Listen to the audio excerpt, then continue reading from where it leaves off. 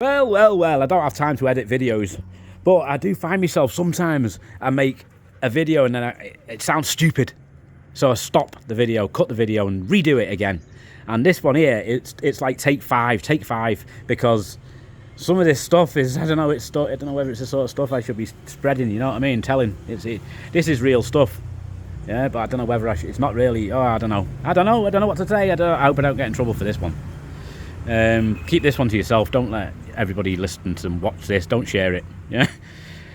Gendarmerie, they've gone on a mission into the forest this week and looking for thieves. Anyway, they've come across a gang of thieves. They've killed 6 of them, and then the villagers have caught the other 2, where they've chopped their arms off. The villagers have cut their arms off, like not just their hands or arms, for being thieves. Right? And then they've displayed the arms on a little hut like this, like a chicken hut or something. They must have been trying to steal chickens. Pretty ruthless that, like.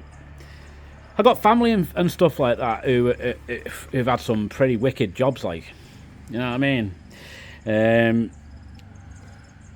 Whole family died this week as well, like eating a sea turtle. Some of the sea turtles they're poisonous and that, or they've got something in them. If you don't cook them right, you can die. You cook the meat right. I don't know what it is, but the whole family of like 6 people, I think it was, died. Pretty sad, but some people are like, well, they shouldn't be eating sea turtle. It's endangered. It's their own fault. That sucks, but that's life. Whoa! Hey! Shut up! Woman was found with her eyes missing. Look at this guy here. Nothing there, like, shh, hey!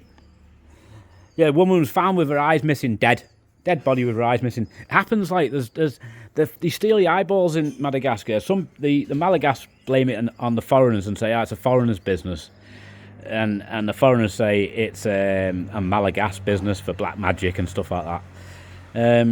It's unlikely to be foreigners because it's an island. So why would people want to steal people's eyeballs to export them when you could do it in mainland Africa, and that's probably where the eyeballs go to if they go to anywhere off the island. I think they stay here for black magic, but they're expensive. They're not cheap an eyeball here. So that's why they'll kill people for it. Pretty sad, but it happens. Mainly in the south, that. A foreigner went mad on Facebook as well, like, because somebody posted their dead relatives during the storms of a week. 2 women were outside and they got hit by lightning, both of them, and killed instantly. So they showed a picture of them 2 lying on a bed dead, but you know, they looked like they were just sleeping. What's this guy doing at my car? Get past my car, man. Don't be standing there. Yeah, so there was like foreigners like saying, it's disgusting that they put dead bodies. At least give us a warning if you're going to do that, blah-de-blah, blah-de-blah. I'm like, you don't like it, don't go on Madagascar expat, innit?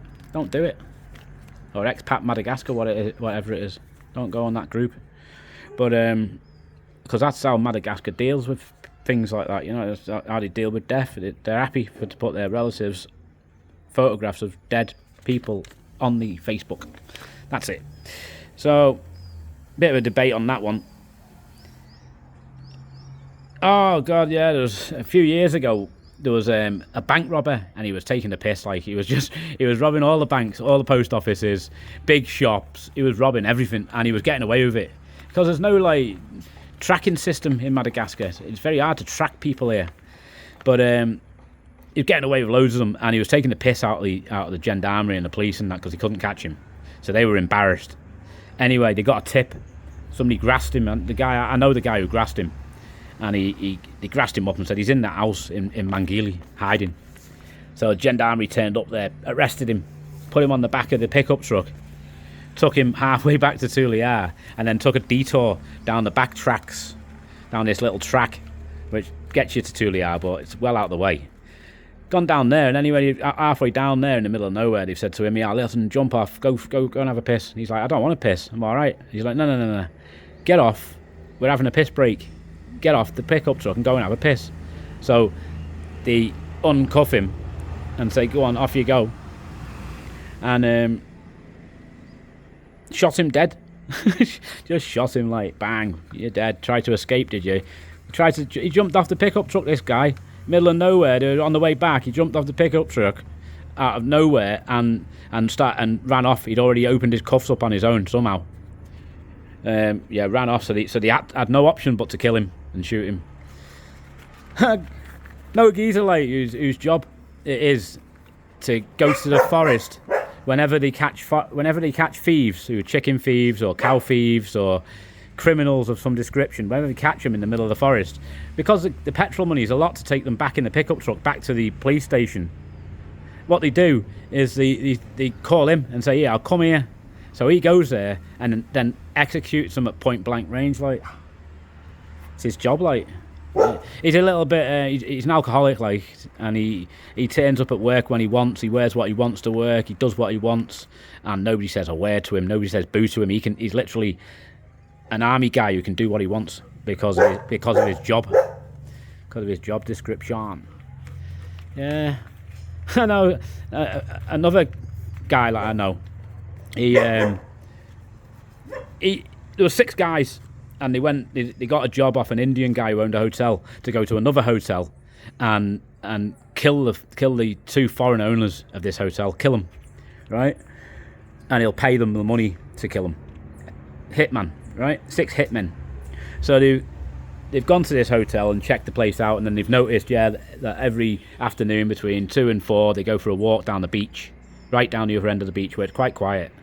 So they've gone down to the end of the beach like at 2 o'clock and hidden, waited, and sure enough, they've decided they're going to go for a walk with the dog on the beach, 2 till 4, and bang, they killed them both. The police found a piece of wood inserted into the woman's vagina. He'd been strangled. The guy had been strangled. The woman had been shot or something.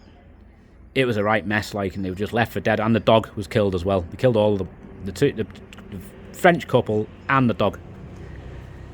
Anyway, they got off. Next thing, somebody I know has been arrested because his phone belonged to one of the dead people, and they had the phone until he died, and then when he died somebody else got the phone, and they managed to track the phone to where it was, and it was his phone. He bought it off somebody the day before. He bought it for, like, I don't know, 50,000 Harry, $10, and that's his story. Like, he bought the phone. They give him life in prison without parole, but he can get out, whenever he wants. Like, he can just pay a little bit of money. I think it's like it's not a little bit. It's probably like $30 or something, and they'll let him out for the night. Through the night, they'll let him out as soon as it goes dark at 7 o'clock or something. Let him out and tell him, make sure you come back at 5:30 in the morning, and then they lock him back up again, and he can go out and see his wife, see his kids, do what he wants. Sleep with his wife the night. It's all right. Not a bad life, really. Like, but in prison, it's pretty shit. Nothing there, like, You literally got cassava to eat, and if you're lucky, people bring you food. But sometimes the prison officers are quite hungry as well. They'll take that food for themselves, all the good bits, the meat, just leave you a bit of rice or something.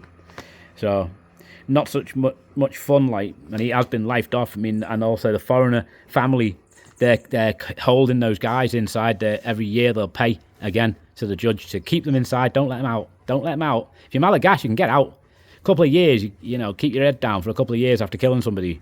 And pay a bit of dollar, and they'll say, listen, just don't go back to the north of the island. Go to the south and stay there, for the next 10 years or something, and then maybe you can go back home after that. But stay out of the way, keep quiet, yeah. And that's what they do sometimes. Like, got another guy that I know who was working for Imperial Tobacco, and he just stuck his hand in the safe, didn't he? Took loads of money, I don't know, a couple of grand, a few grand. Took a nice chunk of dollar. And got caught for it. So they took him to the justice, put him in prison. He paid his way out because he obviously had loads of dollar. So he paid his way out with a little bit of the dollar and kept the rest.